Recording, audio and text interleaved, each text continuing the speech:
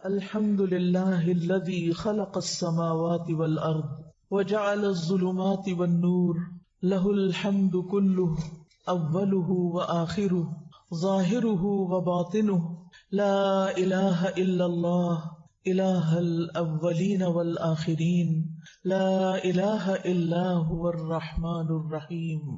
سب تعریف اللہ کے لیے ہے جس نے آسمانوں اور زمین کو پیدا کیا اور اندھیروں اور روشنی کو بنایا۔ اسی کے لیے سب تعریف ہے، پہلی اور آخری، اول و آخر، ظاہری اور باطنی۔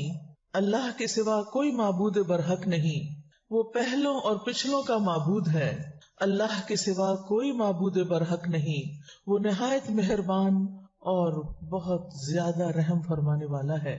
اللہ سبحانہ وتعالیٰ کی رحمت کے مظاہر میں سے ہم سب روز مشاہدہ کرتے ہیں کہ اللہ تعالیٰ نے ہمارے لیے بے شمار نعمتیں پیدا کی ہیں، بہت سی نعمتیں۔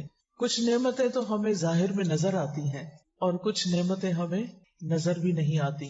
کچھ نعمتوں کو ہم جانتے ہیں لیکن کچھ نعمتوں کو تو ہم جانتے بھی نہیں کہ ہم ان سے کس کس طرح فائدہ اٹھا رہے ہیں۔ اللہ سبحانہ وتعالیٰ نے ہمیں پیدا کیا، یہ زندگی عطا کی، رزق دیا اور طرح طرح کی نعمتیں دی، بلکہ جو کچھ بھی ہمارے پاس ہے وہ سب کا سب اللہ رب العزت ہی کا دیا ہوا ہے۔ وَمَا بِكُم مِّن نِّعْمَةٍ فَمِنَ اللَّهِ، تمہارے پاس جو بھی کوئی نعمت ہے وہ کہاں سے آئی ہے؟ اللہ سبحانہ وتعالیٰ کی طرف سے ہے۔ اس کے احسانات ہم سب پر اتنے زیادہ ہیں جنہیں شمار نہیں کیا جا سکتا۔ ہم ساری زندگی ان احسانات کو گنتے ہوئے گزار دیں تو احسانات کی لسٹ پوری نہ ہو سکے۔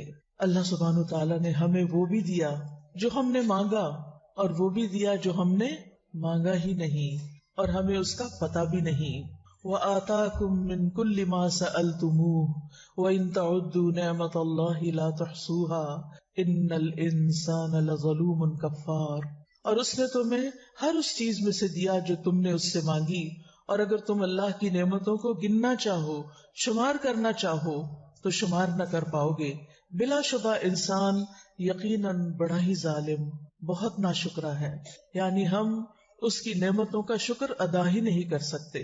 اگر ساری زندگی بھی سجدے میں پڑے رہیں تو ہم شکر ادا نہیں کر سکتے۔ ان بے شمار نعمتوں میں سے ایک نعمت دنیا میں آتے ہی جس کی ہمیں ضرورت ہوتی ہے وہ ہے کھانا پینا۔ کھانا اللہ کی نعمتوں میں سے ایک بہت بڑی نعمت ہے جس کے بغیر یہ زندگی قائم نہیں رہ سکتی۔ اگر ہم کھانا پینا چھوڑ دیں تو کچھ ہی دن کے بعد ہم دنیا سے بھی رخصت ہو جائیں۔ اس کھانے پر ہماری قوت کا انحصار ہے، اس کھانے پر ہماری زندگی کا انحصار ہے۔ اور یہ کھانا ہمیں کون دیتا ہے؟ ہمارا رازق کون ہے؟ اللہ، الذی اطعمہم من جوع وآمنہم من خوف، وہی جس نے انہیں بھوک سے بچا کر کھانا دیا اور خوف سے بچا کر امن دیا۔ یہ کھانا زمین سے بھی آتا ہے اور آسمان سے بھی یہ رزق برستا ہے۔ اللہ تعالیٰ فرماتے ہیں یا ایھا الناس اذکروا نعمت اللہ علیکم ھل من خالق غیر اللہ یرزقکم من السماء والارض لا الہ الا ھو فانا یؤفکون۔ لوگو اپنے اوپر اللہ کے احسان کو یاد رکھو، کیا اللہ کے سوا کوئی اور خالق ہے جو تمہیں آسمانوں اور زمین سے رزق دے؟ سوچئے، کیا کسی اور کے اختیار میں یہ ہے کہ تمہیں آسمانوں اور زمین سے رزق عطا کرے؟ یاد رکھو اس کے سوا کوئی الہ نہیں، پھر تم کہاں سے دھوکا کھا جاتے ہو؟ یعنی جب سارے احسان اسی کے ہیں، تمہاری روزی اس کے ہاتھ میں ہے، تو پھر عبادت بھی اسی کی کرو، شکر بھی اسی کا ادا کرو۔ سورۃ النحل میں اللہ تعالیٰ فرماتے ہیں فَكُلُوا مِمَّا رَزَقَكُمُ اللَّهُ حَلَالًا طَيِّبًا وَاشْكُرُوا نِعْمَتَ اللَّهِ إِن كُنتُمْ إِيَّاهُ تَعْبُدُونَ، بس اللہ نے جو تمہیں حلال اور پاکیزہ رزق عطا کیا ہے وہی کھاؤ، اگر تم واقعی اس کی بندگی کرنے والے ہو تو اللہ کی نعمت کا شکر ادا کرو۔ اس سے یہ پتہ چلتا ہے کہ شکر کے بغیر عبادت مکمل نہیں ہوتی۔ شکر کرنا عبادت ہے، شکر کرنے والے سے اللہ راضی ہوتا ہے، شکر کرنے والے کی نعمتوں میں اضافہ ہوتا ہے، شکر کرنے والے کی نعمتیں باقی رہتی ہیں، اور ناشکرا انسان دکھوں اور غموں اور پریشانیوں میں ڈوبا رہتا ہے، اور جو اس کے پاس ہوتا ہے اس کو بھی انجوائے نہیں کر سکتا۔ لہٰذا جو بھی اللہ نے دیا ہے اس پر ہمیں شکر ادا کرنا ہے. اور پھر آپ دیکھیے کہ جو کچھ ہم کھاتے اور پیتے ہیں اس کو صرف کھا ہی نہ لیا کریں بلکہ ان چیزوں پر غور بھی کیا کریں کہ یہ کیسے پیدا ہوئی, یہ کیسے بنی, یہ کس نے بنائی, یہ کس نے بھیجی, اور یہ میرے لیے. جب میں ابھی پیدا بھی نہیں ہوئی تھی, جب ابھی یہ زمین آسمان بھی نہیں بنے تھے, اس وقت میری تقدیر میں یہ لکھا گیا تھا کہ میں اس جگہ بیٹھ کر یہ کھانا کھاؤں گی اور یہ پانی پیوں گی. اللہ نے اس وقت سے پلاننگ کی ہوئی ہے, تدبیر کی ہوئی ہے. اللہ ہمارا رب ہے, اور رب کون ہوتا ہے؟ خالق, مالک اور مدبر. یس, جس نے پیدا کیا, جو ہمارا مالک ہے, اور جس نے ہمارے لیے تدبیر کی کہ میرا بندہ کہاں پیدا ہوگا, کیا کھائے گا, کتنے سال جیے گا, اس کو کس کس چیز کی ضرورت ہے, اور اس نے وہ سب کچھ مہیا کیا. اور پھر ہمیں کہا کہ کوشش کر کے اسے حاصل کر لو. اللہ نے وہ تمہارے لیے پیدا کیا ہوا ہے, تمہیں پیدا کیا تو تمہارا رزق بھی پیدا کیا ہوا ہے. اب تم پر ہے کہ تم کتنی کوشش کرتے ہو.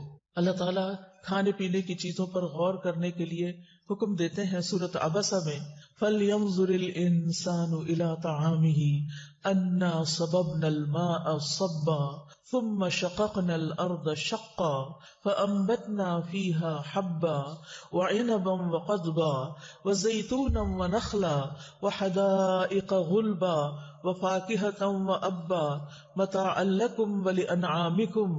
تو اللہ سبحانہ وتعالیٰ کیا فرماتے ہیں کہ انسان کو چاہیے کہ وہ اپنے کھانے کی طرف دیکھے.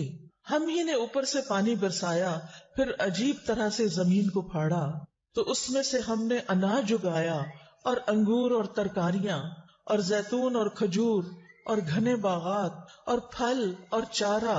یہ سب کچھ تمہارے اور تمہارے مویشیوں کے لیے زندگی کا سامان ہے. یہ سب کچھ اللہ نے کیوں بنایا ہے؟ تاکہ تمہاری زندگی باقی رہے اور تمہارے جانوروں کی بھی زندگی. کیونکہ کچھ خوراک تو ہم براہ راست زمین سے حاصل کر لیتے ہیں, لیکن کچھ خوراک زمین کی ہمارے جانور کھاتے ہیں, پھر ہم ان کا دودھ پیتے ہیں, ان کا گوشت کھاتے ہیں, ان کے انڈے کھاتے ہیں, یعنی انڈائریکٹلی وہ خوراک ہمارے پاس آ جاتی. وہ جو کچھ کھاتے ہیں, آپ سوچئے گائے بھینس جو کچھ کھاتی ہے اس میں سے اس کو اپنے جینے کے لیے تو تھوڑا ہی چاہیے ہوتا ہے, باقی وہ کس کو دیتی ہے؟ ہمیں دیتی ہے. کتنا ہمیں اللہ کا شکر ادا کرنا چاہیے کہ جس نے ہماری گائے بنائی, اور وہ گائے چارہ کھاتی ہے ہماری خاطر, اور پھر ہمیں دودھ پلاتی ہے. یہ اللہ تعالیٰ کا کتنا بڑا احسان ہے. دودھ اگر زمین سے نکلتا تو اس کو صاف کرنا کتنا مشکل ہوتا, اور اگر بارش کی شکل میں آسمان سے برستا تو ہمارے گھر بار سب پہ دودھ برس رہا ہوتا. تو اللہ سبحانہ تعالیٰ نے ہمارے لیے کتنے بہترین انتظام کیے. پھر آپ دیکھیے زمین کی طرف کہ اس پر طرح طرح کے درخت اگے ہوئے ہیں. وَهُوَ الَّذِي أَنشَأَ جَنَّاتٍ مَّعْرُوشَاتٍ وَغَيْرَ مَعْرُوشَاتٍ وَالنَّخْلَ وَالزَّرْعَ مُخْتَلِفًا أُكُلُهُ وَالزَّيْتُونَ وَالرُّمَّانَ مُتَشَابِهًا وَغَيْرَ مُتَشَابِهٍ كُلُوا مِن ثَمَرِهِ إِذَا أَثْمَرَ وَآتُوا حَقَّهُ يَوْمَ حَصَادِهِ وَلَا تُسْرِفُوا إِنَّهُ لَا يُحِبُّ الْمُسْرِفِينَ.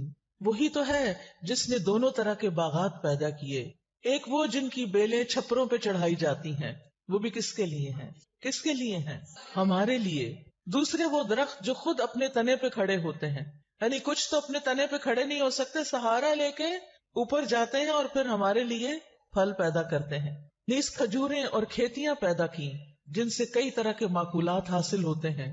نیز اس نے زیتون اور انار پیدا کیے جن کے پھل اور مزے ملتے جلتے بھی ہوتے ہیں اور مختلف بھی ہوتے ہیں, کوئی کھٹا, کوئی میٹھا, کوئی درمیانہ. جب یہ درخت پھل لائیں تو ان سے خود بھی کھاؤ, اور فصل کاٹتے وقت ان میں سے اللہ کا حق بھی ادا کرو. یعنی سارا خود ہی نہ کھا جاؤ, بلکہ ان کو بھی دو جو محروم ہیں, ان کو بھی دو جو سوالی ہیں, جو ضرورت مند ہیں. کیونکہ انسان کے کھانے میں, انسان کے رزق میں اوروں کا بھی حصہ ہے. اور بے جا خرچ نہ کرو کیونکہ اللہ اسراف کرنے والوں کو پسند نہیں کرتا. پھر اسی طرح سورۃ النحل میں اور کھیتیوں اور سبزیوں وغیرہ کا بھی ذکر کیا گیا. وَمِن ثَمَرَاتِ النَّخِيلِ وَالْأَعْنَابِ تَتَّخِذُونَ مِنْهُ سَكَرًا وَرِزْقًا حَسَنًا إِنَّ فِي ذَلِكَ لَآيَةً لِقَوْمٍ يَعْقِلُونَ. نیز کھجور اور انگور کے پھلوں سے ہم تمہیں ایک مشروب پلاتے ہیں جسے تم نشہ آور بھی بنا لیتے ہو اور عمدہ رزق بھی. یعنی لوگ کھجور سے اور انگور وغیرہ سے ڈرنک بھی بنا سکتے ہیں, کھجور سے ملک شیک بنا سکتے ہیں, خود کھجور سے نبیذ بنتا ہے, اور اسی طرح انگور سے بھی جوس بنتا ہے, کھانے کے کام بھی آتا ہے. لیکن بہت سے لوگ اللہ کی اس نعمت کو صحیح طرح استعمال کرنے کی بجائے اس سے شراب بنا کے پیتے ہیں. وہ فطرت سے ہٹے ہوئے ہیں، وہ اپنے آپ کو نقصان دیتے ہیں، نشہ آور چیز بنا لیتے ہیں. اور نشہ ہمارے دین میں حرام ہے. سب کو پتا ہے؟ کس کس کو پتا ہے کہ نشہ حرام ہے؟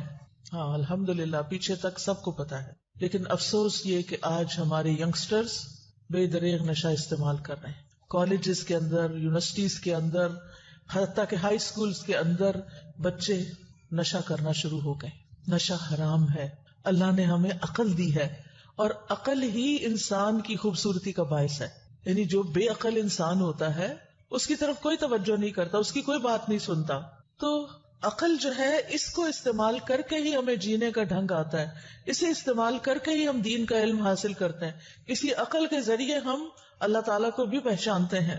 اور اگر یہ عقل ہی ماری جائے تو پھر ہم کس کام کے رہے؟ ہم نے اپنے آپ کو خود ہی نقصان پہنچایا. تو اس لیے بہت ضروری ہے کہ کوئی چیز اس عقل کو خراب کرنے والی نہ ہو. پھر اسی طرح اللہ تعالیٰ نے خالص دودھ ہمیں پلایا. وَإِنَّ لَكُمْ فِي الْأَنْعَامِ لَعِبْرَةً نُسْقِيكُم مِّمَّا فِي بُطُونِهِ مِن بَيْنِ فَرْثٍ وَدَمٍ لَبَنًا خَالِصًا سَائِغًا لِّلشَّارِبِينَ. اور بلا شبہ تمہارے لیے چوپایوں میں بڑی عبرت ہے. ہم ان چیزوں میں سے جو ان کے پیٹوں میں ہیں، گوبر اور خون کے درمیان سے تمہیں خالص دودھ پلاتے ہیں. دیکھو کہاں سے آتا ہے یہ دودھ، جو پینے والوں کے لیے حلق سے آسانی سے اتر جانے والا ہے. یعنی دودھ پینے میں کسی کو مشکل پیش نہیں آتی. چھوٹے چھوٹے بچے بھی دودھ آرام سے پی جاتے ہیں، ان کے حلق سے آسانی سے اتر جاتا ہے.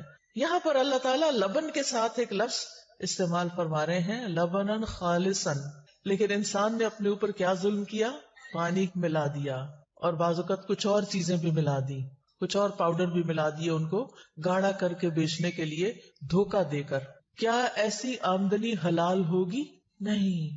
اس لیے آپ کے گھر میں آپ کے بھائیوں، آپ کے والد اگر کوئی بھی دودھ سے متعلق کام کرتا ہے تو اس کو ضرور یہ بات بتائیے کہ ملاوٹ کرنا، دھوکہ دینا اللہ تعالیٰ کے حکم کی نافرمانی ہے. اور اس طریقے سے اگر ہم پیسے کماتے ہیں تو وہ حرام ہے. اور جب حرام مال انسان کے کھانے میں شامل ہو جاتا ہے تو انسان کی نماز قبول نہیں ہوتی، انسان کی عبادت قبول نہیں ہوتی، انسان طرح طرح کی مصیبتوں کا شکار ہو جاتا ہے. حرام خیر نہیں لاتا، حرام خیر نہیں لاتا. اس لیے اپنے کھانے پینے سے حرام بھی نکالنا ہے. وہ حرام بھی جو بظاہر حرام نظر آتا ہے، اور وہ حرام بھی جو حرام مال کے ذریعے حرام ہو جاتا ہے. اس لیے آپ دیکھیے کہ دودھ ایک مکمل غذا ہے جس پر ہمارے بچوں کی نشو نما کا انحصار ہے. ہماری خواتین کے لیے اور مردوں کے لیے کیلشیم فراہم کرتا ہے، اور بھی بہت سی غذائیتیں ہیں اس میں.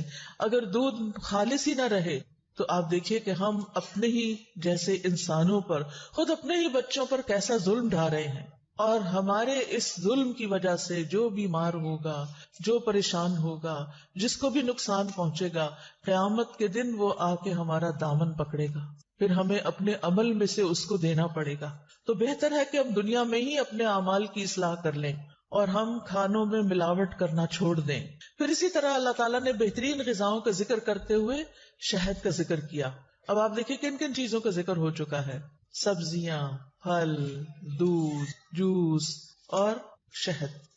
شہد اور شہد آپ دیکھیے کہ اللہ تعالیٰ نے کتنا زبردست کارخانہ لگایا ہے شہد بنانے کا، اور کتنی چھوٹی سی مخلوق کو ہمارے لیے شہد بنانے پہ لگا دیا. وہ کتنا رس پیتی ہے اور اس میں سے خود کیا لیتی ہے، خود اس کی ضرورت کتنی تھوڑی سی ہے، اور باقی وہ ساری محنت آپ کے لیے کرتی ہے. ہزاروں میل کا سفر اڑ اڑ کے طے کرتی ہے، طرح طرح کے پھولوں پہ بیٹھتی ہے، رس چوستی ہے، لا کے اپنے چھتے میں ڈالتی ہے، اور پھر اس کو موم سے پیک کر کے آپ تک پہنچاتی ہے. پہلے اس کو پی لیتی ہے، پھر اس کو کنورٹ کرتی ہے شہد میں اور اس کو بھرتی ہے ان ڈراپس کے اندر، اور پھر اس چھتے کے ذریعے وہ شہد آپ تک پہنچتا ہے. افسوس یہ کہ ہم نے شہد میں بھی ملاوٹ کرنی شروع کر دی. گڑ اور چینی گھول کے رکھ دیتے ہیں کہ مکھیاں وہی پی لیں اور اسی سے شہد بنا دیں. تو وہ ایک طرح سے ہم دوبارہ کیا کھا رہے ہوتے ہیں، دوبارہ وہی شوگر کھا رہے ہوتے ہیں اور وہی چیزیں استعمال کر رہے ہوتے ہیں. یہ بھی درست نہیں. اگر آپ واقعی چاہتے ہیں کہ لوگوں کو صحیح شہد پہنچائیں تو پھر اس کے لیے ضروری ہے کہ مکھیوں کو ایک نیچرل انوائرنمنٹ فراہم کریں. ایسے باغوں میں، ایسی جگہوں پر جہاں پر پھول ہوں، پھل ہوں، وہاں پر چھتے لگائیں تاکہ نیچرل جو ہنی ہے وہ دستیاب ہو لوگوں کو، اور اس کے سارے فائدے جو بتائے گئے ہیں. شہد میں صرف غذا نہیں بلکہ شفا بھی ہے. کیا ہے؟ شفا بھی ہے. اور یہ ہمیں کون بتا رہا ہے کہ اس میں شفا ہے؟ اللہ سبحانہ و تعالی. لہٰذا ہمیں اس بات پر پورا یقین ہونا چاہیے. تو جو شہد خالص ہوگا، جو شہد اچھا ہوگا، اس میں انشاءاللہ ضرور شفا ہوگی. اور انسان کے اندر مختلف بیماریوں کی وجہ سے جو بیکٹیریاز وغیرہ رہ جاتے ہیں، ان کو بعض اوقات اینٹی بایوٹک سے بھی نہیں صحیح کیا جا سکتا. شہد کے اندر اللہ نے ایسی صلاحیت رکھی ہے کہ وہ جسم کے اندر کے ایسے سارے فاسد مادوں کو نکال دیتا ہے.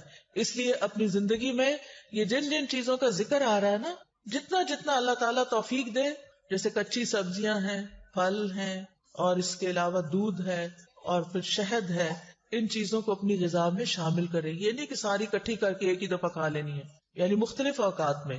کیونکہ اب ہم اصل غذاؤں کو چھوڑ کر کس طرف جا رہے ہیں؟ جنک کی طرف، فاسٹ فوڈ کی طرف.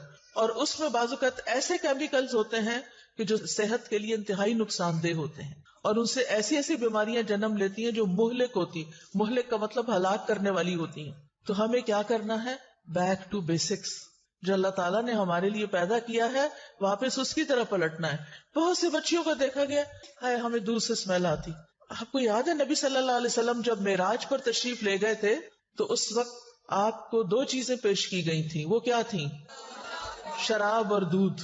آپ نے کیا اختیار کیا؟ دودھ. آج ہمارے سامنے کوئی پیپسی اور دودھ کا گلاس رکھے، ہم کیا اٹھائیں گے؟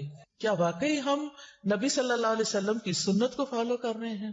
ہم آپ کی امت ہیں. ہمیں وہی چیزیں پسند کرنی چاہیے جو نبی صلی اللہ علیہ وسلم نے پسند کی، اور جن چیزوں کو آپ نے چھوڑ دیا وہ ہمیں بھی چھوڑ دینی چاہیے، کیونکہ اس میں ہمارے لیے خیر نہیں ہے. پھر اسی طرح اللہ تعالیٰ نے ہمارے لیے خشکی پر بھی جانور پیدا کیے جن سے ہم گوشت حاصل کرتے ہیں، اور سمندر کے اندر بھی مچھلیاں. لیکن افسوس یہ کہ اب جس طریقے سے مچھلیوں کو پالا جا رہا ہے اور جس طرح کی غذا انہیں دی جا رہی ہے، یا سمندر کے اندر بھی جس طرح کی پولوشن انسان نے پھیلا دی ہے، اس کی وجہ سے مچھلیاں بھی بیمار ہو گئی ہیں اور سمندری جانور تکلیف کا شکار ہیں اور مر رہے ہیں. تو یہ انسان نے سمندر میں بھی ظہر الفساد فی البر والبحر، خشکی میں بھی فساد پھیلا دیا اور سمندر میں بھی پھیلا دیا. بہرحال مچھلی کھانے کے اپنے فوائد ہیں. یہ فوائد تو آپ گوگل کر کے بھی معلوم کر سکتے ہیں. لیکن چونکہ آپ خواتین ہیں، مینیو گھر کا آپ نے بنانا ہوتا ہے، پکانا آپ نے ہوتا ہے، سرو آپ نے کرنا ہوتا ہے، بچے آپ نے پالنے ہیں، انہیں آپ نے کھلانا ہے. اللہ کے واسطے بچوں کو فیڈر میں چائے بھر کے نہ دیں، ان کو صبح سویرے پیپسی نہ پلائیں، ان کو بہلانے کے لیے کینڈیز اور چاکلیٹس دے کے نہ خوش کر دیں. پچھلے کئی دنوں سے میں چونکہ علم ٹور پر ہوں، مختلف جگہوں پر جا رہی ہوں، مختلف لوگوں سے ملنے کا اتفاق ہو رہا ہے. اب ایک خاتون آئی، ان کے ساتھ چھوٹی سی بچی تھی. الحمدللہ کھانے کو بہت کچھ تھا، جو کچھ بھی اس بچی کے سامنے رکھا گیا اس نے نہیں کھایا. باقی بچے کھانا وانا کھا رہے تھے، وہ بچی نے کھانا نہیں کھایا. میں نے کہا یہ کیا کھاتی ہے؟ پتہ چلا یہ صرف بسکٹ اور پیسٹری وغیرہ کھاتی ہے، یہ کھانا نہیں کھاتی. اور بالکل کمزور سی بچی.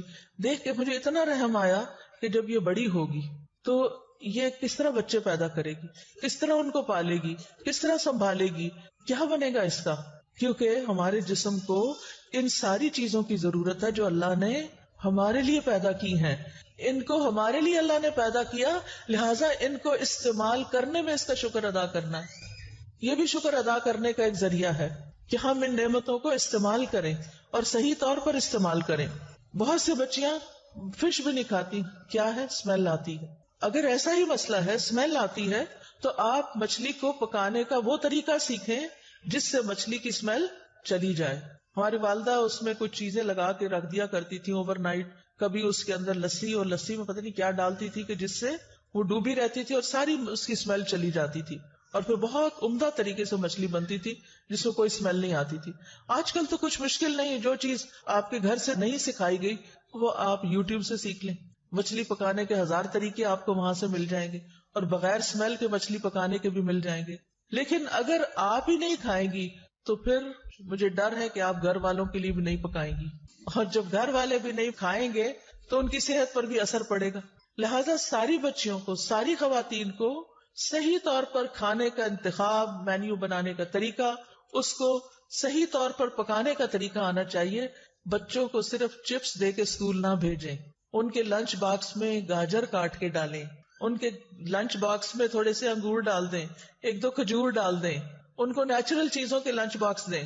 ہم کیا کرتے ہیں، بازار سے بریڈ منگا لیتے ہیں جو میدے کی بنی ہوئی ہوتی ہے، اور اس کے اندر کیا لگا دیتے ہیں، جیم جو چینی سے بھرا ہوا ہوتا ہے، اور پھر ہم ان کو پکڑا دیتے ہیں، یہ ہے تمہارا لنچ۔ وہ بچہ جو دن بھر محنت کر رہا ہے، سر کھپا رہا ہے، بول بول کے ہلکان ہو رہا ہے، آپ کو پتہ نہیں اسکولوں میں کتنا کچھ کہلواتے ہیں، چکھواتے ہیں، اور پھر وہ بچے بول بول کے تھک جاتے ہیں۔ کیونکہ میں یہ تجربے سے کہہ رہی ہوں، جو اسلام آباد میں جس ایریا میں رہتی ہوں ساتھ ہی اسکول ہے، اس میں جب بریک کے وقت اتنا شور ہوتا ہے، چھٹی کے وقت اتنا شور ہوتا ہے، جب ان کی وہ معلوم نہیں کیا ایکٹیویٹی کوئی چل رہی ہوتی ہے، اس میں بچے اتنا شور کر ہر بات کا جواب چیخ چلا کے دے رہے ہوتے ہیں۔ حالانکہ ضروری نہیں ہوتا کہ چیخ کے بولا جائے، لیکن پھر بھی شاید ان کی انرجی کنزیوم کرنے کے لیے کہ یہ تھوڑے سے پھر تھک کے گھر جائیں تو سو جائیں۔ لیکن پھر کیا ہوتا ہے، ایک دم ہم ان کو شوگر کھلاتے، میدے میں بھی شوگر ہے کیونکہ کاربوہائیڈریٹس میں شوگر، اس میں پھر شوگر، جیم میں شوگر، وہ شوگر کھا کے ایک دم پھر ہائپر ہوتے ہیں، ان کے اندر پھر ایک عجیب طرح کی طاقت آتی ہے جس کی وجہ سے پھر وہ طرح طرح کی شرارتیں کرتے ہیں، یا پھر دوسرے بچوں سے لڑتے ہیں یا تنگ کرتے ہیں۔ پھر ہم کہتے ہیں یہ بڑے بدتمیز ہیں، پھر ان کو دو چار لگا کے چپ کرا کے بٹھا دیتے ہیں۔ یہ تو نہیں تربیت ہوتی نا، غلطی کس کی ہے کہ وہ اس وقت اتنے ہائپر ہوئے ہیں۔ پھر یا ان کو ڈبوں کے جوس پکڑا دیتے ہیں اور بڑے خوش ہوتے ہیں، اللہ نے ہمیں بہت دیا، ہم اپنے بچوں کو ڈبوں کے جوس دے سکتے۔ اللہ نے آپ کو اس ملک میں پیدا کیا ہے جہاں سبحان اللہ ہر طرح کا پھل، ہر طرح کی نعمتیں، ہر طرح کی سبزیاں موجود ہیں، تازی چیزیں موجود ہیں، لیکن آہستہ آہستہ ہم ان چیزوں کو چھوڑ کر ہر چیز ریڈی میڈ چاہتے ہیں تاکہ ہمیں تکلیف نہ کرنی پڑے۔ اور کون صبح صبح گاجر چھیلے اور کاٹے اور ان کے ڈبے میں ڈالے، ان کو ہی سکھا دیں، وہ خود ہی کاٹ لیا کریں۔ کیونکہ کچھ مائیں بڑی عقل مند ہوتی، وہ بچپن میں بچوں کو، اور میں یہ خود مشاہدہ دیکھ کر آئی ہوں، میری بھانجی ہے اور اس کا چھوٹا سا بچہ، میں اس سے ملاقات کرنے کے لیے 2-2.5 سال کا بچہ، تو ہم لوگ بیٹھے ہوئے تھے، کعوہ بنا کر لائی، اور اس بچے نے، اتنے چھوٹے بچے نے ایک کپ میں سے چائے کا چمچ بھرا، دوسرے میں ڈالا، دوسرے جیسے وہ اسکول میں ایکٹیویٹی کرتے ہیں، وہ الہدا کے بچوں کا جو سیکشن ہے اس میں آتا ہے، تو وہ ان کو سکھاتے ہیں کہ چیزیں پور کیسے کرتے ہیں، چیز اٹھاتے کیسے ہیں، چیز رکھتے کیسے ہیں۔ وہ ماشاءاللہ اتنی موٹر سکلز اتنی زیادہ بہترین ہو جاتی ہیں کہ بچے چھوٹی عمر میں ہی خود کھانا سیکھ جاتے ہیں، خود اٹھانا سیکھ جاتے ہیں، کاٹنا سیکھ جاتے ہیں، جوڑنا توڑنا سیکھ جاتے ہیں، ترتیب سے رکھنا سیکھ جاتے ہیں۔ یہ ساری چیزیں بچپن میں آپ بچوں کو گھر میں بھی سکھا سکتی ہیں، ضروری نہیں کہ اس کے لیے آپ ان کو الہدا کی مونٹیسری میں ہی بھیجیں۔ آپ کا ہر گھر خود ایک مونٹیسری ہونا چاہیے، ایک تربیت گاہ ہونا چاہیے، لیکن اس کے لیے تو پھر ماں کو خود پہلے سیکھنا ہوگا نا۔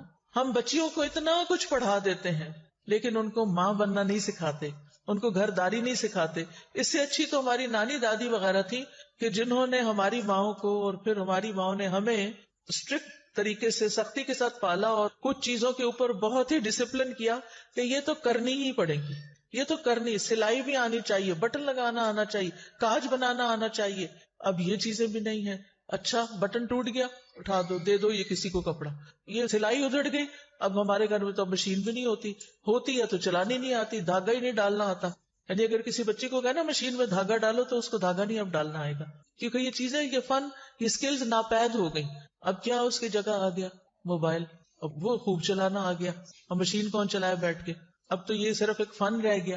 تو اب اس کا نتیجہ کیا ہوتا ہے کہ اب ہمیں ہر سیزن میں نئے کپڑے چاہیے، کیونکہ پہلے کیا ہے، پھٹ گئے، پھٹے نہیں ادھڑے ہیں، ادھڑنے اور پھٹنے کا بھی ہمیں فرق نہیں پتا چلتا اب وہ نکالے جاتے ہیں، پھر کہتے ہیں کیا کریں تنخواہ پوری نہیں ہوتی۔ کیسے پوری ہو جب آپ کے خرچ کرنے کا انداز یہ ہے؟ تو پھر یہاں تو لاکھوں بھی آئے تو پورے نہیں پڑیں گے۔ تو اللہ سبحانہ وتعالیٰ مسرفین کو پسند نہیں کرتا، فضول خرچ لوگوں کو پسند نہیں کرتا۔ تو ہمارے پاس ملینز بھی ہوں، ہم بلینئر بھی ہوں، تب بھی ہمیں اچھے طریقے سے، سلیقے سے خرچ کرنا چاہیے، چیزوں کو ضائع نہیں کرنا چاہیے، کیونکہ اللہ تعالیٰ کو ایسے لوگ پسند نہیں ہیں۔ اللہ تعالیٰ نے یہ سارے ریسورسز ہمیں اس لیے نہیں دیے کہ ہم ان کو ایسے تیسے استعمال کر کے ضائع کر کے پھینک دیں۔ ان نعمتوں کا شکر ادا کریں، اور شکر ادا کرنے کے لیے سب سے پہلے یہ سوچیں یہ اللہ نے مجھے دی ہیں، میرے رب نے پیدا کی ہیں، میرے رب نے میرے لیے یہ بھیجی ہیں۔ جیسے حضرت ابراہیم علیہ السلام کیا کہتے تھے، والذی یطعمنی ویسقینی، وہی ہے جو مجھے کھلاتا اور پلاتا ہے۔ کبھی ہم نے بھی کہا وہی ہے جو مجھے کھلاتا اور پلاتا ہے۔ کسی دن کھانے کی میز پہ بیٹھ کے ضرور کہیں وہی ہے جو مجھے کھلاتا اور پلاتا ہے.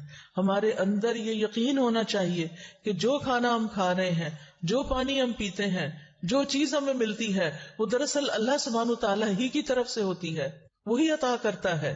لہٰذا ہم اسی کے شکر گزار بنے. رب کا شکر ادا کر بھائی جس نے ہماری گائے بنائی. پھر آپ دیکھیں کہ شکر کیسے ادا ہوتا ہے اور شکر کیوں کرنا چاہیے. ایک تو پہلے میں نے بتایا کہ شکر کرنے سے اللہ سبحانہ تعالیٰ نعمتیں بڑھا دیتے ہیں، باقی رکھتے ہیں اور زیادہ دیتے ہیں. اور اس کے علاوہ شکر ادا کرنے سے اللہ بندے سے راضی ہو جاتا ہے. حدیث میں آتا ہے اللہ تعالیٰ اس بندے سے راضی ہو جاتا ہے جو ایک لقمہ بھی کھائے تو اس پر اللہ کا شکر ادا کرے، یا جو مشروب کا ایک گھونٹ بھی پیے تو اس پر اللہ کا شکر ادا کرے. یعنی اللہ سبحانہ تعالیٰ کا شکر کس بات پر ادا کرنا ہے، کب ادا کرنا ہے؟ ایک گھونٹ پانی یا دودھ یا شربت کچھ بھی پی کے. یعنی آپ دیکھیں کہ اگر ایک گھونٹ پانی انسان نے پیا تو کتنی دیر لگتی ہے الحمدللہ کہنے میں؟ کتنی دیر لگی؟ سیکنڈ کی بات ہے. اگر سیکنڈ میں رب راضی ہو سکتا ہے تو پھر اور کیا چاہیے. اللہ تعالیٰ اس بندے سے راضی ہو جاتا ہے جو ایک لقمہ کھاتا ہے اور الحمدللہ کہتا ہے. دعا کرے اللہ تعالیٰ ہمیں توفیق دے کہ ہر گھونٹ کے بعد اور ہر لقمے کے بعد ہمارے دل سے الحمدللہ نکلے، کیونکہ اس سے نعمتوں میں اضافہ ہوگا، کبھی کمی نہیں ہوگی. پھر اسی طرح آپ دیکھیں شکر گزار کو بلند مقام ملتا ہے. ابو ہریرہ رضی اللہ عنہ روایت کرتے ہیں آپ صلی اللہ علیہ وسلم نے فرمایا کھانے والا شکر گزار صبر کرنے والے روزہ دار کے برابر ہے. مثلاً آپ دو لوگ ہیں، ایک نے روزہ رکھا ہوا ہے، اجر مل رہا ہے اس کو، آپ کھا رہے ہیں، آپ کھا کے کہتے ہیں الحمدللہ اللہ تیرا شکر، دونوں برابر ہو گئے. روزے والا اور شکر گزار ایک جیسے ثواب پانے والے ہو گئے. یہ شکر کو معمولی چیز نہیں، لیکن یہ کرنا مشکل ہے، بہت کم لوگ شکر ادا کر پاتے ہیں. اللہ تعالیٰ فرماتے ہیں وَقَلِيلًا قَلِيلًا مَا تَشْكُرُونَ، کتنا کم تم شکر ادا کرتے، اور یہ واقعی کم ادا کرتے ہیں. اللہ ہمیں شکر گزار بندوں میں شامل کر لے. اور ہر نماز کے بعد یہ دعا مانگا کرے رب اعنی علی ذکرک و شکرک و حسن عبادتک. اللہ ہمیں شکر گزار بندہ بنا. اور شکر ادا کرنے کے لیے ہم صرف زبان سے شکر ادا نہیں کریں، ہم عبادت بھی خوبصورت کریں، کیونکہ عبادت بھی دراصل شکر ادا کرنے کا ایک طریقہ ہے.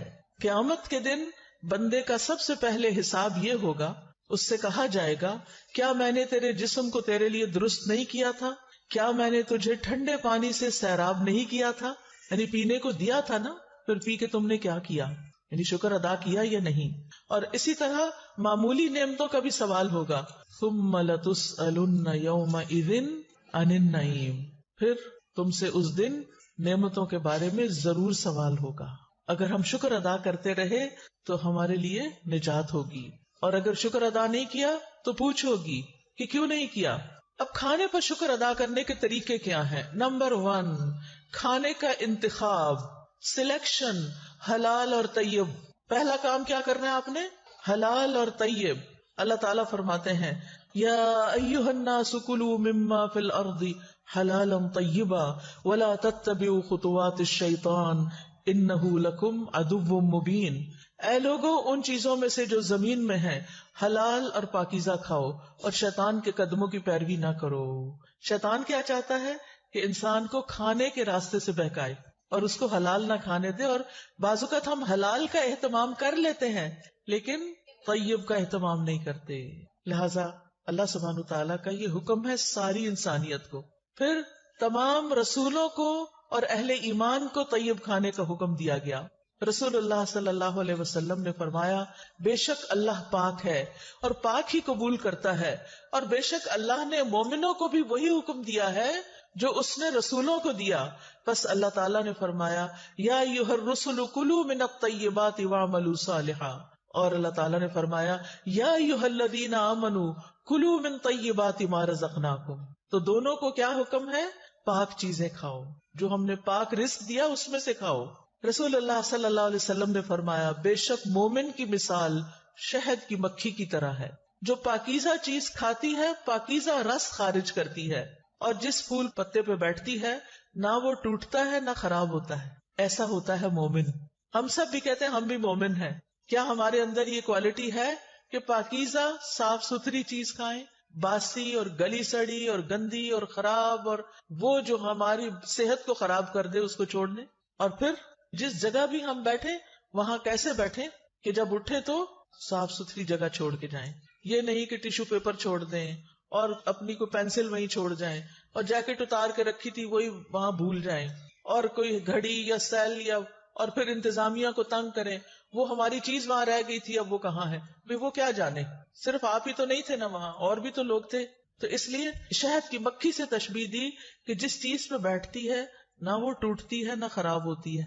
پھر اسی طرح رزق میں جو طیب کا اہتمام ہے اس کے بارے میں ہم سب کو کانشیس ہونا چاہیے کہ غذاؤں کے بارے میں ہمارے پاس صحیح انفارمیشن ہو، کیا کیا چیز میرے مزاج کے خلاف ہے. ماشاءاللہ گجرانوالہ میں تو بہت سے اچھے اچھے حکیم ہیں. یہ حکیم لوگ بتاتے ہیں کہ آپ کا مزاج کیا ہے، آپ کا مزاج سوداوی ہے یا دموی ہے یا عصبی ہے، یعنی آپ کو اس مزاج کے مطابق کیا کھانا چاہیے کیا نہیں کھانا چاہیے. آپ سب کو کس چیز کا پتہ ہونا چاہیے؟ سب کو کیا پتا ہونا چاہیے؟ اپنے مزاج کا پتا ہونا چاہیے. نہیں پتا تو حکیم صاحب کو جا کے نبض دکھا کے پوچھ لیں اور ان سے یہ پوچھ لیں کہ کیا مجھے کھانا چاہیے اور کیا نہیں کھانا چاہیے، اور جن چیزوں سے وہ پرہیز بتائیں منع کریں ان سے منع ہو جانا چاہیے. آپ کی صحت ویسے ہی ٹھیک ہو جائے گی. علاج بالغذا، اللہ نے غذاؤں کے اندر ہی شفا رکھ دی ہے. ہم بیمار اس لیے رہتے ہیں کہ ہم صحیح غذا نہیں کھاتے، ہمیں یہ نہیں پتا ہوتا کیا ہمارے لیے سوٹیبل ہے اور کیا نہیں ہے. اور دوسرا کیا؟ حرام کھانے سے بچنا ہے. رسول اللہ صلی اللہ علیہ وسلم نے فرمایا حرام مال سے پلا ہوا جسم جنت میں نہیں جائے گا. اپنے بھائیوں، شوہروں، والدین ان کو بتائیے ہمیں حرام نہ کھلائیں. حرام سے پلا ہوا جسم جنت میں نہیں جائے گا.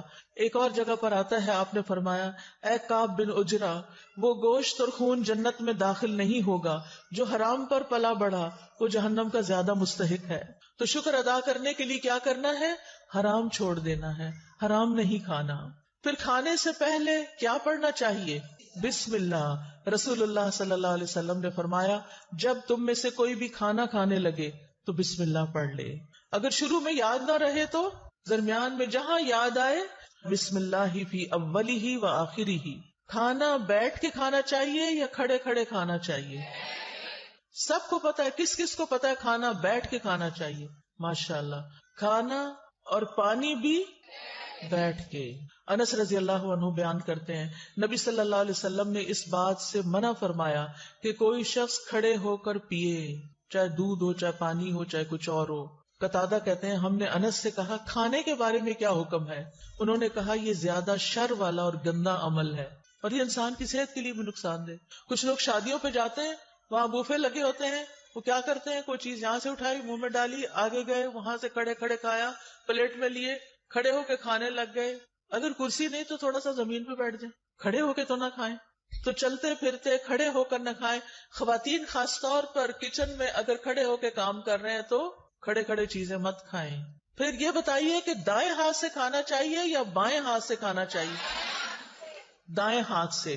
ٹھیک ہے نا، دائیں ہاتھ سے، کیونکہ نبی صلی اللہ علیہ وسلم نے بائیں ہاتھ سے کھانا منع فرمایا ہے.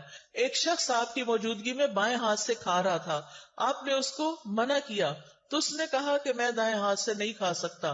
آپ نے فرمایا تم کبھی نہ کھا سکو، لہذا مرتے دم تک وہ شخص اپنا دایاں ہاتھ منہ تک نہیں لے جا سکا. پھر آپ اتنا ناراض ہوئے اس پر. تو اس لیے دائیں ہاتھ سے کھانا ہے. کچھ لوگ ہوتے ہیں نا لیفٹی ہوتے ہیں، ہر چیز بائیں ہاتھ سے کرتے ہیں، لیکن پھر بھی کھانا تو دائیں ہاتھ سے ہی کھانا ہے.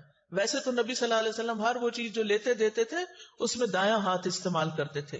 اور کچھ بچوں کو تو بڑے ہو کر بھی یہ نہیں پتا ہوتا کہ دایاں کون سا بایاں کون سا ہے. وہ اسی میں کنفیوز رہتے ہیں کیونکہ بچپن میں کسی نے تربیت ہی نہیں کی کہ بیٹا یہ دایاں ہاتھ ہے، اس سے یہ کام کرنا ہے. کچھ کام ہماری زندگی میں دائیں ہاتھ کے ہیں اور کچھ کام ہماری زندگی میں بائیں ہاتھ کے ہیں. استنجا بائیں ہاتھ سے، ناک صاف بائیں ہاتھ سے، گندی چیزوں کو ہاتھ بائیں ہاتھ سے، اور اچھے اچھے کام سارے دائیں ہاتھ سے. پھر اسی طرح آپ صلی اللہ علیہ وسلم نے یہ بھی فرمایا تم میں سے کوئی بھی بائیں ہاتھ سے کھانا نہ کھائے، نہ ہی بائیں ہاتھ سے کچھ پیے، کیونکہ شیطان اپنے بائیں ہاتھ سے کھاتا اور پیتا ہے. تو اللہ تعالیٰ نے کیا فرمایا؟ وَلَا تَتَّبِعُوا خطوات الشیطان، شیطان کے قدموں کی پیروی نہیں کرو. اچھا ہو سکتا ہے آپ سوچیں یہ باتیں تمہیں پہلے ہی پتا ہے، آپ ہمیں پھر اسی پہ درس کیوں دے رہی ہیں؟ اگر آپ کو پتا ہے نا تو ان کی پابندی بھی کرنی ہے. نمبر 1 عمل کرنا ہے. نمبر 2 آپ یا تو مائیں بن چکی ہیں یا آئندہ کی مائیں ہیں. آپ نے بچپن سے اپنے بچوں کی تربیت یہ کرنی ہے کہ انہوں نے دایاں ہاتھ ہی استعمال کرنا ہے، کھڑے ہو کے نہیں کھانا، بسم اللہ پڑھ کے کھانا ہے، اپنے سامنے سے کھانا ہے. کچھ لوگ کیا کرتے ہیں، پلیٹ میں کہیں کبھی ادھر ہاتھ مارا، کبھی ادھر کبھی ادھر. نبی صلی اللہ علیہ وسلم نے اسے منع کیا ہے. اور خاص طور پر درمیان میں برکت اترتی ہے، درمیان سے اٹھا کے نہیں کھانا. کچھ لوگ کھانا ڈالتے ہیں نا بیچ میں سے ڈال رہے ہوتے ہیں. کہاں سے ڈالنا چاہیے؟ اپنے سامنے سے ڈالنا چاہیے. پھر ٹیک لگا کے نہیں کھانا، پھر پیٹ کے بل نہیں کھانا. آج کل کیا ہو رہا ہے، لوگ لیپ ٹاپ کھول لیتے ہیں، الٹے لیٹ جاتے ہیں، سامنے لیپ ٹاپ ہوتا ہے، ساتھ کوئی کھانے پینے کے سنیکس ہوتے ہیں، کوئی چپس رکھے ہوتے ہیں، کوئی کچھ اور چیزیں رکھی ہوتی ہیں، ساتھ ساتھ کام کر رہے تھے اور ساتھ ساتھ الٹے لیٹ کے کھاتے ہیں. نبی صلی اللہ علیہ وسلم نے اس سے بھی منع کیا ہے. اگر آپ کا بچہ موبائل لے کے الٹا لیٹ کے کھا بھی رہا ہے اور دیکھ بھی رہا ہے، ویسے تو الٹا لیٹنا ویسے ہی منع ہے، لیکن اگر کسی ضرورت کے تحت کوئی لیٹا بھی ہے تو اس وقت کھائے نہیں. پھر اسی طرح کھانے کو ضائع نہیں کرنا. کچھ لوگ دیکھتے ہیں کوئی چیز کہتے ہیں اچھا پھینکو اس کو، پر کھجور لیں گے اس کے اندر میں چھوٹی چھوٹی لگ جاتی نا سسری سی، تو کہتے ہیں نہیں یہ نہیں کھانی، پھینک دو. یہ اسراف ہے. نبی صلی اللہ علیہ وسلم کی سنت کیا ہے، آپ کے سامنے پرانی کھجور پیش کی گئی، آپ نے کھول کے اچھی طرح جائزہ لیا، سسریاں نکالی، صاف کیا اور باقی کھا لی. اگر کوئی لقمہ زمین پہ گر جاتا تھا تو آپ کیا کرتے تھے؟ اٹھا کے پھینک دو؟ نہیں، بلکہ اس کو صاف کر کے کھا لیتے تھے.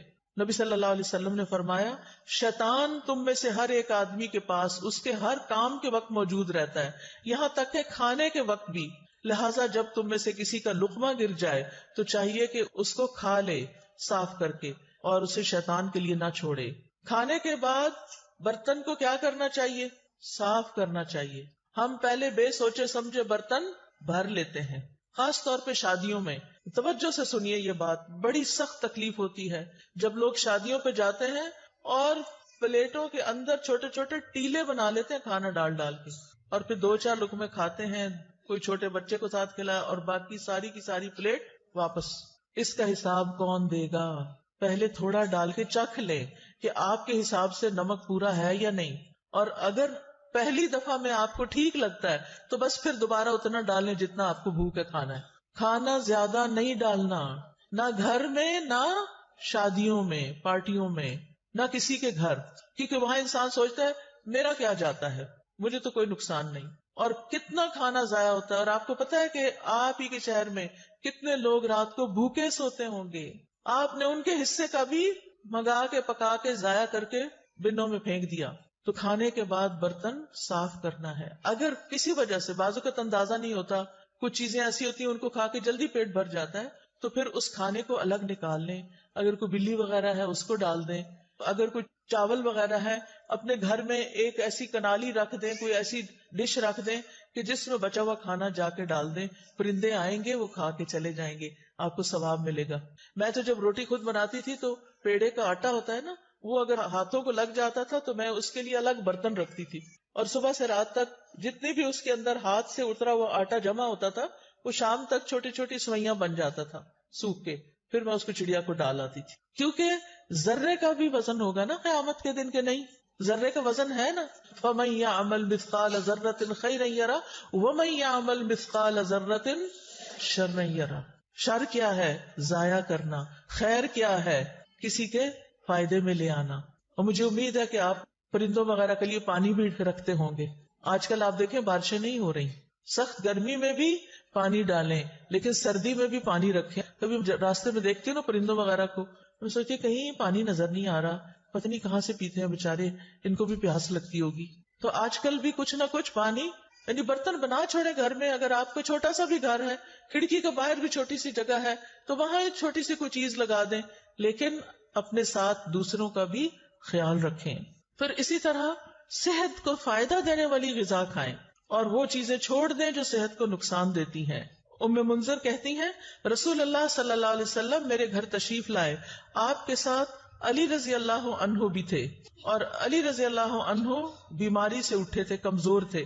ہمارے ہاں کھجوروں کے خوشے لٹک رہے تھے، تو رسول اللہ صلی اللہ علیہ وسلم اٹھے اور ان سے کھانے لگے، اور حضرت علی بھی کھانے کے لیے اٹھے تو رسول اللہ صلی اللہ علیہ وسلم نے ان سے فرمایا رک جاؤ، ابھی تم کمزور ہو، چنانچہ وہ رک گئے، ان کو پرہیز بتایا آپ نے۔ منذر کہتی ہے میں نے جو اور چکندر پکائے ہوئے تھے وہ آپ کی خدمت میں پیش کیے تو آپ نے فرمایا اے علی یہ لے لو، یہ تمہارے لیے زیادہ فائدے کی چیز ہے۔ کھانا کھا کے کیا کرنا چاہیے، شکر کیسے کرنا چاہیے، اس میں آپ دیکھیں سب سے پہلی دعائیں کون سی ہیں؟ کھانا کھانے کے بعد کی دعائیں، ایک نہیں کئی دعائیں ہیں۔ آپ نے پتا کیا کرنا ہے، ان دعاؤں کو، اس پیپر کو اس میں سے الگ کر کے آپ نے اپنے کچن میں جہاں کھانا کھاتے ہیں یا ڈائننگ ہال میں یا پھر جہاں بھی آپ ہوتے ہیں وہاں یہ لگا لیں اور دیکھ کے پڑھنا شروع کریں اور ایک ایک یاد کرنا شروع کریں تاکہ کھانے کے بعد پڑھ کے آپ اٹھیں، ٹھیک ہے انشاءاللہ، اور اس سے آپ کو انشاءاللہ بہت ثواب ہوگا، اور یہ شکر ادا کرنے کا ایک طریقہ ہے۔ مثال کے طور پر آپ دیکھیں اللہم بارک لنا فیہ وَأَطْعِمْنَا خَيْرًا مِّنْهُ، اے اللہ ہمیں اس کھانے میں برکت عطا فرما اور ہمیں اس سے بہتر کھلا۔ سبحان اللہ، ہر دفعہ کھانا کھا کے اگر آپ یہ دعا مانگتے ہیں کہ اللہ ہمیں اس سے بہتر عطا فرما تو کیا ہوگا؟ شکر ادا کرنے والے کو کیا ملتا ہے؟ بہتر ملتا ہے۔ پھر الحمدللہ الذی اطعم وسقا وصوغہ وجعل لہ مخرجا، تمام تعریفیں اللہ کے لیے ہیں جس نے کھلایا پلایا اور اسے جسم میں پیوست کیا، یعنی ہمارے جسم کا حصہ بنا اور اس کے نکلنے کی راہ بنائی، یعنی جو ویسٹ تھا وہ بھی جسم سے نکل گیا۔ اور اسی طرح باقی دعائیں بھی ہیں، میں نے یہ دعائیں اپنے کچن میں لگائی ہوئی ہیں اور الحمدللہ پڑھنے میں بہت آسانی ہوتی ہے۔ پھر اس کے بعد کھانے پینے میں اسراف سے بچنا ہے، یہ بڑا اہم سبق ہے۔ اللہ سبحانہ و تعالیٰ فرماتے ہیں یا بنی آدم خذوا زینتکم عند کل مسجد وَكُلُوا وَاشْرَبُوا وَلَا تُسْرِفُوا إِنَّهُ لَا يُحِبُّ الْمُسْرِفِينَ، اے آدم کی اولاد ہر نماز کے وقت اپنی زینت لے لو، یعنی لباس میں نماز پڑھو، اور کھاؤ اور پیو اور حد سے نہ گزرو، بے شک وہ حد سے گزرنے والوں سے محبت نہیں رکھتا۔ اسراف کسی بھی چیز میں پسندیدہ نہیں، نہ لباس میں اور نہ کھانے پینے میں اور نہ کسی اور چیز میں۔ اسراف کیا ہے؟ نمبر 1، ضرورت سے زیادہ کھانا پینا۔ لوگوں کو اسراف کا مطلب نہیں پتا۔ ضرورت سے زیادہ کھانا پینا، کھانے کی ہرس، اور ایک وقت میں کئی چیزیں کھانا، یہ بھی کھا لو وہ بھی کھا لو وہ بھی شکلو، یہ بھی کھاؤ یہ بھی کھاؤ، اس وقت تو پتہ نہیں چلتا لیکن جب ہضم ہونے پہ آتا ہے تو پھر تکلیف شروع ہو جاتی ہے۔ نمبر 2، ان چیزوں میں حد سے زیادہ خرچ کرنا۔ ایک ہے ضرورت سے زیادہ کھانا اور دوسرا ضرورت سے زیادہ خرچ کرنا۔ مثلا آپ گروسری کے لیے گئے ہیں، آپ وہاں دیکھتے ہیں سجے ہوئی چیزیں ہیں، زبردست سبزی پڑی ہے اور زبردست چیزیں اور پیکنگز میں پڑی ہیں، آپ کہتے ہیں پتہ نہیں پھر کب یہ بھی لے لو یہ بھی لے لو یہ بھی خرید لو یہ بھی خرید لو یہ بھی خرید لو۔ اب آپ دیکھیں مشکل کیا ہو گئی ہے کہ بڑے بڑے سٹورز بن گئے ہیں، بڑے بڑے مالز بن گئے ہیں۔ اگر آپ نے ایک سمپل چائے بھی لینی ہے تو پہلے زمانے میں کیا ہوتا تھا، چھوٹی سی کارنر پہ دکان ہوتی تھی، وہاں ایک ہی قسم کی یا زیادہ سے زیادہ 2 قسم کی چائے پڑی ہوتی تھی، اور آپ جو پیتے تھے وہی چائے دوبارہ کسی بچے کو بھی پیسے دے کے منگا لیتے تھے۔ اب کیا ہوتا ہے، آپ مال میں جاتے ہیں اور چائے کی اتنی قسمیں ہیں کہ آپ کہتے ہیں کہ اچھا یہ بھی آ گئی، یہ تو لگتا بہت اچھی ہوگی، چلو یہ بھی ٹرائی کر لیتے ہیں، وہ بھی یہ بھی وہ بھی، بہت ساری چائے خرید کے گھر لے آتے ہیں طرح طرح۔ اب تو مجھے لگتا ہے ہر چیز کی چائے بن گئی ہے۔ اچھا اب گھر لاتے ہیں، اب آپ ایک پیتے ہیں، آپ کو ہائے ہائے یہ تو اچھی نہیں لگی، اس کو پرے پھینکو، پھر دوسری پھر تیسری، اور کچھ تو کھولنے کی نوبت نہیں آتی، اور پھر ایسے ہی پیک ڈبے جب ایکسپائر ہو جاتی ہے نا ڈیٹ تو پھر اٹھا کے کیا کرتے ہیں، بن میں پھینک دیتے ہیں، نہ اپنے کام آئی نہ کسی اور کے کام آئی۔ یہ آپ نے کیا کیا؟ اسراف۔ سمجھ آئی اسراف کی؟ کس کس کو اسراف کی سمجھ آئی ہے؟ الحمدللہ۔ نمبر 1 زیادہ کھانا، نمبر 2 کھانے پہ زیادہ خرچ کرنا، اور نمبر 3 ہے حرام میں پڑنا، حرام چیزیں کھانا، نقصان دہ چیزیں کھانا۔ تو اللہ سبحانہ تعالیٰ نے کیا فرمایا؟ کھاؤ پیو لیکن اسراف نہیں کرو۔ نبی صلی اللہ علیہ وسلم نے فرمایا کھاؤ اور پیو، پہنو اور صدقہ کرو، لیکن اسراف نہ کرو نہ تکبر کرو۔ ابن عباس کہتے ہیں جو تمہارا جی چاہے کھاؤ، جو تمہارا جی چاہے پہنو، مگر 2 باتوں سے ضرور بچو، اسراف اور تکبر۔ تکبر کیوں؟ کیونکہ عام طور پر لوگ اپنا آپ دکھانے کے لیے، اپنے آپ کو بڑا ظاہر کرنے کے لیے قیمتی سے قیمتی، مہنگے سے مہنگے کپڑے پہنتے ہیں اور قیمتی سے قیمتی چیزیں خرید کے رکھ لیتے ہیں صرف دکھاوے کے لیے، استعمال کچھ بھی نہیں کرتے. تو پھر کیا کہا ابن عباس نے؟ یعنی اللہ کی نعمتیں کس لیے بنی ہیں, کس لیے اگائی ہیں اللہ نے, کس لیے پیدا کی؟ ہمارے لیے. کلو مما رزقناکم، یعنی جو ہم نے تمہارے لیے تمہیں رزق دیا اس میں سے کھاؤ. جو آپ کی حیثیت ہے، استطاعت ہے، وقت ہے، کھاؤ، لیکن کیا نہ کرو؟ اسراف نہ کرو. اور پہننا بھی جو تمہیں پسند ہے. اللہ تعالیٰ نے جو طریقے بتائے ہیں پہننے کے، ننگے نہیں ہونا، چست کپڑے نہیں پہننے، سی تھرو کپڑے نہیں پہننے، اور اسراف نہیں کرنا، یعنی اپنی لمٹس دیکھ کے خرچ کرنا ہے. اگر آپ کے والد کی تنخواہ ہی 1 لاکھ ہے مثلاً، اور آپ اپنی شادی کا جوڑا بھی 1 لاکھ کا بنوا رہی ہیں، تو کیا یہ جائز ہوگا؟ یہ کیا ہوگا؟ اسراف ہوگا. اور جب ایسا نہیں ہوتا کہ وہ گھر میں افورڈ نہیں کر سکتے، تو وہ بےچارے کیا کرتے ہیں؟ پھر قرض اٹھاتے ہیں یا کسی سے صدقہ مانگتے ہیں کہ میری بیٹی کی شادی ہے، مجھے مدد دو. اور بیٹی صاحبہ ایک دفعہ وہ جوڑا پہننے کے بعد دوبارہ کبھی نہیں پہنتی، اور سنبھال کے رکھتی ہیں، کسی اور کو بھی نہیں دیتی. کیا اس جوڑے کا حساب ہوگا؟ کیا اس کے بارے میں پوچھ ہوگی؟ اور تکبر کیا ہے کہ ایسا کپڑا پہنوں جو کسی نے نہ پہنا ہو، تاکہ میں سب سے بڑی، الگ، زیادہ خوبصورت نظر آؤں. اور پھر جب آپ دیکھتے ہیں کہ آپ کے کپڑے سب سے اچھے ہیں، تو پھر آپ اپنے آپ کو کیا سمجھنے لگتے ہیں؟ ہم بڑے عقل مند ہیں، ہم جیسا کوئی نہیں. یہ چیز بھی اللہ تعالیٰ کو پسند نہیں. نبی صلی اللہ علیہ وسلم جب اپنے صحابہ میں بیٹھے ہوتے تھے تو کوئی پہچان نہیں سکتا تھا جو باہر سے آتا تھا. آپ ایسے ڈریسز نہیں پہنتے تھے کہ جس سے آپ بہت دوسروں کے مقابلے میں نمایاں ہوں. اس آیت کے بارے میں طبیب کہتے ہیں کہ اس میں پوری طب شامل ہو گئی، یعنی کھانا پینا ہے لیکن اسراف نہیں کرنا، تو آپ بیمار ہی نہیں ہوں گے. پھر اسی طرح یہ کہ کھانا پینا زندگی کا مقصد نہ ہو، اعتدال کے ساتھ بقدر ضرورت کھایا جائے. نبی صلی اللہ علیہ وسلم نے بدترین امتیوں کی کچھ خصوصیات بتائی ہیں. ہم سب اپنے بارے میں غور کریں کہ کہیں وہ ہم تو نہیں. بدترین امتی کون ہے؟ رسول اللہ صلی اللہ علیہ وسلم نے فرمایا، ان قریب میری امت میں ایسے لوگ ہوں گے جو طرح طرح کے کھانے اور رنگ برنگے مشروب طلب کریں گے. طلب کا کیا مطلب ہوتا ہے؟ آرڈر کرنا. طرح طرح کے کھانے اور رنگ برنگے مشروب طلب کریں گے. مثلاً آپ گئے ہیں کسی ریسٹورینٹ میں، آپ اٹھاتے ہیں مینیو، سارے اٹھا کے بیٹھ جاتے ہیں. پھر ہر کوئی کیا کہتا ہے؟ مجھے یہ کھانا ہے، مجھے یہ کھانا ہے، اس کو یہ کھانا ہے، اس کو یہ کھانا. کافی ٹائم تو پہلے سلیکشن میں لگتا ہے. پھر آپ آرڈر کرتے ہیں، پھر گھنٹہ بھر کے بعد وہ کھانا آتا ہے، اور رنگ رنگ کا. اچھا یہ بھی منگا لیتے، یہ بھی منگا لیتے، یہ بھی منگا، یہ بھی ہو جائے، یہ بھی ہو جائے. اور ڈرنک میں پیپسی بھی ہو جائے، فانٹا بھی ہو جائے، فلاں بھی ہو جائے، فلاں بھی، جوس بھی ہو جائے. یہ ہے طلب کرنا.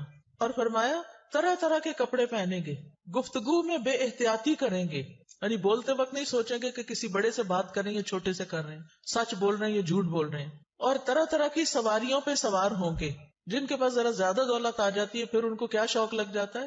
ضرورت ہو یا نہ ہو، یہ گاڑی کا ماڈل بھی ہو، یہ بھی ہو، یہ بھی ہو، یہ بھی ہو. فرمایا وہ میری امت کے بدترین لوگ ہوں گے. آپ کے پاس اللہ کا دیا وہ بہت کچھ ہے، کھائیں، منع نہیں ہے، لیکن اسراف نہیں کرنا. ایک وقت میں بہت طرح کے کھانے نہیں کھانے، ایک وقت میں بہت قسم کے مشروب نہیں پینے. یہ ہمارا معدہ ہے یا کیا ہے؟ وہ بیچارہ کیا کرے گا؟ کتنی چیزیں ایٹ اے ٹائم ڈائجسٹ کر سکتا ہے؟ نبی صلی اللہ علیہ وسلم نے فرمایا، مجھے تمہارے متعلق گمراہ کن خواہشات میں سب سے زیادہ اندیشہ ان خواہشات کا ہے جن کا تعلق پیٹ اور شرمگاہ سے ہے. یعنی کھانے کے معاملے میں بے احتیاطی، اور پھر دوسری طرف زنا عام ہو جائے گا. اور فرمایا اور گمراہ کرنے والی خواہشات سے. ابن قیم کہتے ہیں دل کو بگاڑنے والی 5 چیزیں ہیں: لوگوں سے زیادہ گھل مل کے رہنا، خواہش پرستی، اللہ کے علاوہ کسی اور سے دلی تعلق رکھنا، زیادہ کھانا، زیادہ سونا. یہ 5 چیزیں دل کو خراب کرنے والی ہیں. اب اکثر لوگ کیا کہتے ہیں؟ سب کچھ ہے، دل میں سکون نہیں، خوشی نہیں. ایک تو ہم نے راتوں کو دن بنا لیا اور دن کو رات بنا لیا. راتوں کو دیر تک کھانے آرڈر ہوتے رہتے ہیں، اور پھر وہ کھانے کے بعد ہنسی مذاق، گپ شپ، ادھر ادھر کے، کوئی ویڈیو دیکھ رہا ہے، کوئی فلمیں دیکھ رہا ہے، کوئی کچھ کر رہا ہے. اور پھر جب آدھی رات گزر جاتی ہے پھر سوتے ہیں، اور پھر سونے میں فجر کی نماز چلی جاتی ہے. ایسی زندگیوں میں کیا برکت ہوگی، کیا رونق ہوگی، ایسے دلوں میں کیا اطمینان ہوگا؟ چاہے آپ نے 100 طرح کے اچھے اچھے کھانے کھائے ہوں، آپ کا دل خوش نہیں ہو سکتا. اس کے لیے آپ کو واپس قرآن و سنت کی طرف لوٹنا ہوگا. ابو سلمان دارانی کہتے ہیں جو زیادہ کھاتا ہے اس پہ 6 آفتیں آتی ہیں. نمبر 1، وہ مناجات کی حلاوت کھو دیتا ہے، اس کو اللہ سے راز و نیاز کی باتیں کرنی نہیں آتی، اس کی دعاؤں میں کوئی خشوع نہیں رہتا. نمبر 2، علم و حکمت یاد کرنے سے محروم ہو جاتا ہے، حافظہ خراب ہو جاتا ہے. نمبر 3، مخلوق پر شفقت سے محروم ہو جاتا ہے، کیونکہ جب وہ پیٹ بھر لیتا ہے وہ سمجھتا سب کے پیٹ بھرے ہوئے ہیں، وہ کسی اور کے بارے میں نہیں سوچتا. اس پر عبادت ثقیل ہو جاتی ہے، مشکل ہو جاتی ہے، اس کی خواہشات اور شہوت بڑھ جاتی ہے. سارے اہل ایمان مسجدوں کی طرف چکر لگاتے ہیں اور پیٹ بھرنے والا کوڑا کرکٹ کی طرف گردش کرتے ہیں. یعنی پہلے زمانے میں کوڑے کے ڈھیروں کے پاس لوگ جا کے رفع حاجت کرتے تھے، یعنی آج کل کی زبان میں، اور یہ بار بار واش روم کے چکر لگاتے رہتے، یہ بار بار ٹوائلٹ ہی جاتے رہتے ہیں. اذان تو ایک وقت پہ ہوتی ہے، نماز تو اپنے وقت پر ہوتی ہے، وہ یہ تو نہیں دیکھتی کہ اب کون ابھی تک آیا اور کون نہیں آیا. پھر آپ دیکھیں کہ کھانے کی شکر گزاری میں یہ بھی ہے کہ انسان اللہ کی مخلوق کو بھی کھلائے. قرآن مجید میں آتا ہے والذین فی اموالہم حق معلوم للسائل والمحروم، وہ جن کے مالوں میں ایک مقرر حصہ ہے سوال کرنے والے کے لیے اور جسے نہیں دیا گیا. اسلام میں بھوکے کو کھانا کھلانے کا حکم ہے. نبی صلی اللہ علیہ وسلم نے فرمایا بھوکے کو کھانا کھلاؤ، بیمار کی تیمارداری کرو، قیدی کو رہائی دلاؤ. لیکن کتنا ظلم ڈھاتے ہیں ہم، کام والی رکھ لیتے ہیں اور اس سے کہتے ہیں اتنی تنخواہ دیں گے، کھانا وانا کچھ نہیں. آپ اپنے کچن میں اس سے سارا کام کراتے ہیں، کھانے کی خوشبوئیں اٹھ رہی ہوتی ہیں، جیسی آپ کو بھوک لگتی ہے اس غریب کو بھی لگی ہوتی ہے، اور جب آپ کھانا پکوا لیتے ہیں تو اس کو خدا حافظ کر دیتے ہیں. ہم نے تم سے کھانا نہیں باندھا ہوا، بس صرف تنخواہ دیں گے. اب وہ بیچاری گھر جائے، کیا خریدے اور کیا پکائے. مہنگائی کا حال تو اب سب کو پتا ہے. اگر اپنے ہی کھانے میں سے، جیسے نبی صلی اللہ علیہ وسلم نے فرمایا جو تمہارے لیے پکا کے لائے تو چند لقمے اس کو بھی اس میں سے کھلاؤ. اگر اس میں سے آپ اسے بھی دے دیتے ہیں، بٹھا کے کھلا دیتے ہیں، کتنا بڑا اجر کماتے ہیں. آپ کو گھر سے باہر جا کے صدقہ کرنے کی ضرورت نہیں پیش آئے گی اگر آپ گھر کے غریب ملازموں کو اچھا کھانے پینے کو دے دیتے ہیں. کیا حکم ہے؟ جو خود کھاؤ وہی ان کو کھلاؤ. کیا ہم اس پہ عمل کرتے ہیں؟ ان کا کھانا تو الگ بنتا ہے. اب آپ دیکھیں ایک کک جو کئی کھانے بنا کے آپ کے سامنے رکھ رہا ہے اور خود اپنے لیے دال بنا کے بیٹھ کے کھا رہا ہے غریب، وہ آپ کے لیے دل میں کیسی محبت رکھے گا، اس کے دل میں کیسی کیسی تکلیف ہوگی کہ میں یہ سب کچھ صرف بنانے کے لیے، مجھے چکھنے کی بھی اجازت نہیں، اور میں اپنے سرونٹ کوارٹر میں جا کے دال ابال کے کھاؤں. کیسی کیسی زیادتیاں ہم کرتے ہیں. دوسرے کو کھانا کھلانا ایک مشکل کام ہے. انسان کے دل کے اندر بخل ہے، لیکن